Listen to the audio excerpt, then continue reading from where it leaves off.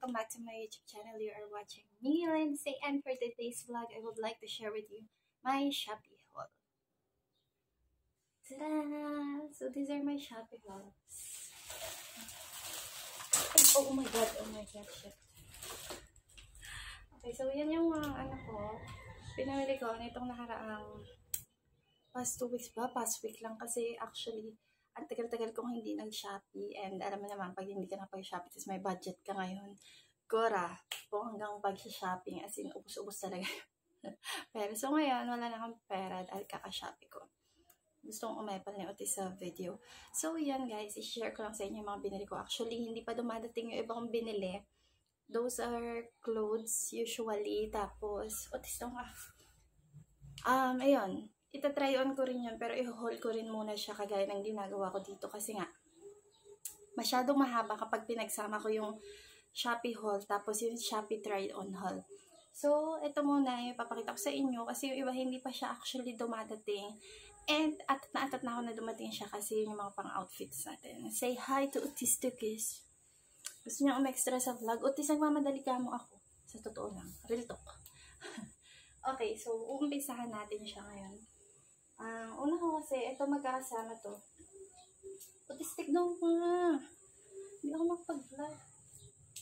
Itong tatlo na to is magkakasama. Ito iba may plastic pa, iba wala na kasi masyadong atat.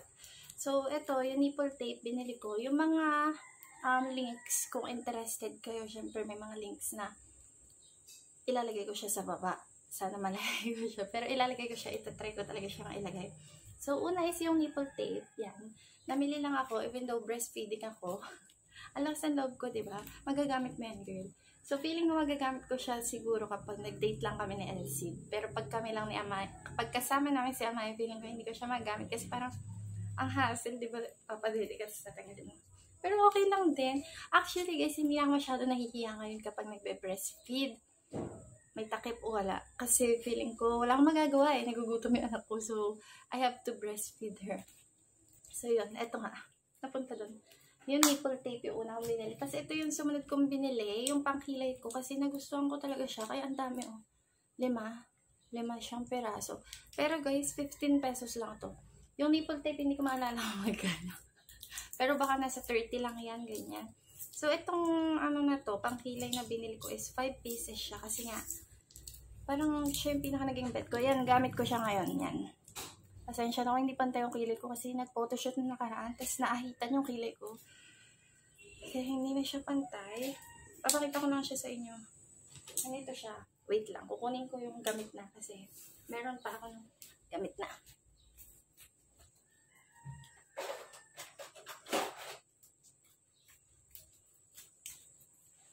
Okay guys, so ito siya. Yung loob niya. Meron siyang brush muna. Yan. Alam nyo guys, 15 pesos lang to. Parang wala pang 15 eh. Tapos meron din siyang ganito. Ito kasi ay nagamit ko na. Yan. Usually, paano yan? Pa-slant talaga para madali siyang i-drawing. So, ganyan, hanggang ganyan na lang siya kasi mauubos ko na siya. Yan, diba? 15 pesos lang, social siya. So, hindi ko alam kung ano yung tatak niya. Pero, nabet ko siya. Kasi dark brown yung color niya. Tapos, ang dali niya ipan-drawing. Tapos, may brush na rin siya. So, hindi ka magkakagilap ng brush. Hindi ka magtatas sa ganyan. Kaya, bet na bet ko talaga to. Next is, namili rin ako ng eyeshadow. Kung mapapansin niyo sa mga last kong vlogs, hindi na ako masyado namimili ng mga makeup. Kasi, hindi ko naman siya nagagamit. Pero ngayon, namili ako kasi, teacher na ako. So, malapit na face-to-face. Kaya ito, malapit na or face-to-face na talaga. Kaya namili na ako ng eyeshadow. Kasi syempre, pag nag-uniform ka, pagpasok ka sa school, kailangan medyo presentable ka. Tignan ng mga estudyante mo. So, ito yun. Ganyan lang siya. Diyos ko, baka masira ka agad. Yan. So, meron dito parang glitter-glitter. Ito, parang nude, brown, dark brown. Tapos, ito, brown na glitter-glitter. Shimmering siya. So, gusto ko yung mga ganitong colors lang. Yung, kumbaga parang kaunting add-up lang siya sa iyong mata. Kasi ayoko nung masyado matingkad. Pero depende. Gumagamit din naman ako noon kapag may ibang nag-makeup sa akin. Pero kung ako lang mag-makeup, ito lang yung kaya ko siyang i-blend sa pagmumukha ko kasi medyo simple siya. Yan. So, yan yung tatlong magkakasama. Yung nipple tape, ganyan. Tapos, next natin, ito na yung magkakasamang sumunod. Ito guys, actually, nagamit ko na to kahapon kasi, hindi nga kahapon, 2 beses ko na siya nagamit. Ito siya, yung Fit Me. Ito yan. Nakalabas kasi dinala ko kahapon yung powder. So, ito siya, isang set na siya. Actually, namili na ako dati nito. Makikita nyo, di ba, sa mga hauls ko, meron akong try-on nung Maybelline Fit Me na binili nga sa Shopee. Nag-okay naman siya sa akin. So, namili rin ulit ako ngayon. Ito guys, yung mga makeups ko, ginagamit ko siya pagpapasok lang ako sa school. Or gagamitin ko siya pagpapasok lang ako sa school. Pag sa bahay, back to pants tayo kasi mahal ang makeup. Hindi, at saka, ayoko rin nung, syempre mag-makeup ka na sa bahay ka lang naman, di ba? So, ito siya. I don't know if it's fake or not, but usually fake siya. Pero nag-work naman siya sa pagmumukha ko. Okay naman siya. So, buying na rin ako. Medyo sulit siya. Actually, ito medyo pricey to. Kasi nga 3. So, feeling ko kaya siya mahal. 172 ata to. Yung bili ko dito.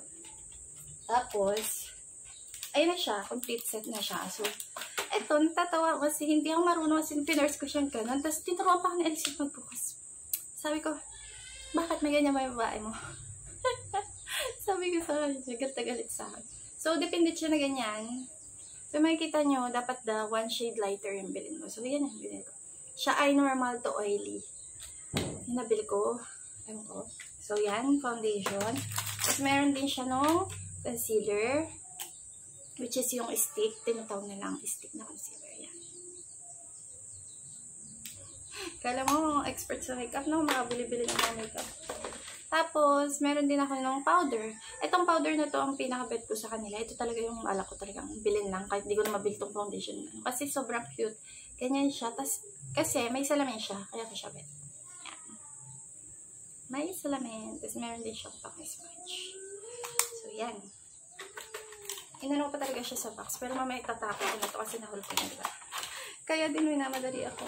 Minamadali kong mag-haul para maitapon ko yung mga box nito. Magamit ko na siya ng tubo yan. Next tayo is, ito, nakabox in to. Ito yung box niya. Para makita ko, Mila color. Yan. Kasi ito siya guys, sobrang cute niya. Tignan nyo ah. Sobrang ganda ng mga color niya. So, tis papanasin. Ayan. Ito yung light, parang light pink lang. Ito yung medyo orange na. Ito yung dark pink na. Tapos ito yung dark orange naman. Sobrang bet. Okay. Sobrang ganda. Hindi ko alam magkano. Bili ko parang 60 lang ata to. Pero sobrang ganda niya talaga. As in. So ito. Yan siya. Mila color yung pangalan niya. Lalagay ko na lang yung link sa baba kung bet nyo siya. Tapos yun. Na-try ko na kasi to. Sobrang pigmented niya. As in. Pero yung pagka-pigmented niya, pag ginanyan mo, mabe-blend mo siya ng madali lang. Yun. Kaya, must buy, guys. Next tayo is, ito, of course, namin yung na-sponge. Dalawa to eh. Yan. So, tis papanasin. Dalawa to nga sponge na to. Ito. Kasi sa foundation, hindi ako yung ma-brush. Hindi ko kayang mag-brush. Trinay ko siya na nakaraan. Tapos, hindi ko talaga magawa. Kasi sabi ko, tapakab. Nasayang lang yung brush ko. Nanigas na yung brush ko. Ganyan. So, itong sponge na to, mas carry ko siya pag nagpa-foundation. Yan. Saka concealer. Mas bet ko siya kasi talaga nakashade na siya sa pagmumukha ko. Yan. So, dalawa yung binili ko kasi wala. Feeling ko dumihin kasi siya. Tapos, mura lang naman siya. Ay! Autistic, hindi pagkain yan. So, syempre, dahil namili tayo ng mga yan. Ito, alam kong fake to. Huwag niyo na akong i-teach. Pero namili na ako ng brush. Para lang talaga sa blush on ko. Kaya ako siya binili kasi ito, di ba, pa blush on. Kasi, para sa pang mata-mata rin, ganyan. Kasi namin lang eyeshadow, diba? Autistic, huwag ka malikot. Tapos, ito, yung ginamit ko sa, sa foundation. Tapos, ayun, nanigas na siya. Pangit niya, hindi ako marunong talaga mag-brush. Ito, mura lang din to parang 60 plus lang din. Kung gusto niyo lang mag-brush, ganyan. Ayun yung kamay yung blush on nyo, para hindi masira yung makeup. Ito na yan. Bumili na rin kayo ng brush. So, yun yung second set lang binili ko. Tapos, ito yung third set. Actually, ito kasi, autistic, hindi yung laruan. Nakaano na kasi siya, kasi nagamit ko na siya ng nakaraan. So, nawili lang ako ng square pants, kasi bet na bet kong mag-square pants. Ayun. Kasi, ewan ko. Feeling ko kasi dahil mahilig ako mag-crop top. So, para may pang ano, kasi high waist square pants siya. Para may pang ano tayo. Pang aura, ganyan. So, ganyan lang siya. Square pants lang siya. Sobrang nipis ng tela niya. Pero okay lang sa akin. Kasi mura lang to guys. Parang 70 isa. Tapos, kaya gusto ko naman nipis kasi para malamig. Diba? Kasi ang pangit pag ang kapal-kapal. Square pants lang naman siya. Yan. So, ito yung black. Tapos, ito yung gray. Dark gray to eh. Yan. Dark gray. Sabi ko pa nga nung unang kita ko. Sabi ko, ba't pareha ng kulay? Sabi niya, Elsid, bulag ka ba? Magkaiba silang kulay. So, yun. Gray and black lang na square pants. Actually, ita-try on haul natin yan sa ano na. Kapag kasama niya ng ibang binili ko na damit. Kasi gusto ko nga isang try on haul lang. Kasi sobrang matrabaho talaga na try on haul. Okay, so ito na yung last na Shopee haul natin for today. Medyo mahaba naman yung video. Yan. Utis, ano nangyari sa'yo? So, ito, hindi ko pa nga ito na order receive kasi nga may earphone. So, ito ko lagi namimili ng earphone. Kasi mura. Kasi ano sa akin, sa kay Elsid, kahit gano'n kamahal yung earphone na binibili namin, madali siyang masira. Lalo na kay Elsid, guys. So, ang bilhin mo na lang yung mura, diba? Para hindi ka manghihinayang kung masira man siya. Si autistic papansin ko. Papansin ka eh. So, ito yung ano natin. Ito, lalagay siya ng sabon. Wala lang. Alam niyo yung para lang may madagdag ka sa bibili mo sa Shopee. Kasi may bibiling ka, kailangan mo doon. Tapos, may nakita ka na, pwede ko rin bilhin ito. Lalagay siya ng sabon sa banyo.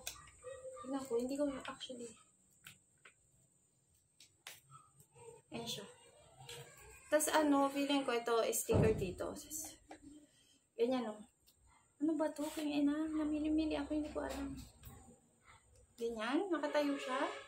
Oo, feeling ko nakatayo nga siya. Tapos, parang pwede mo siyang, wala, hindi siya hindi siya nagsusukat. Ba't ka umiiyak ko, Tis? Bahala na nga. Basta ganyan siya. Ayan. Tapos tatayo siyang ganyan. Sana tumayo, no? Yan. Tapos lalagyan mo dito yung sabon. Para hindi nasa labag yung sabon niya. So, yun yung una. Wala nang magawa ko. Ano yung binili?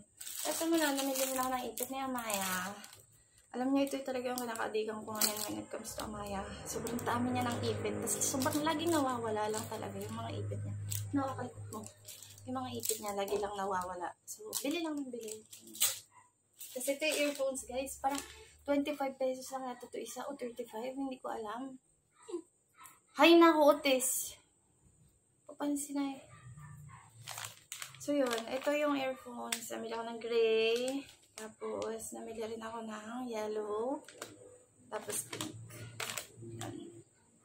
Tapos, last is itong pang kasi mag-swimming, diba? So, ito yung pwede mo ilagay yung cellphone mo dito. Tapos, di siya mababasa. Of course, hindi mo siya ilulubog literal, diba? Pero para lang may pang-protecta lang siya doon sa iyong cellphone. Hindi siya mababasa. So, yun lang guys. Yung Shopee haul ko. Hopefully, nag-enjoy kayo sa video na to. Don't forget to like this video and subscribe down below. See you on my next vlog, guys. Bye!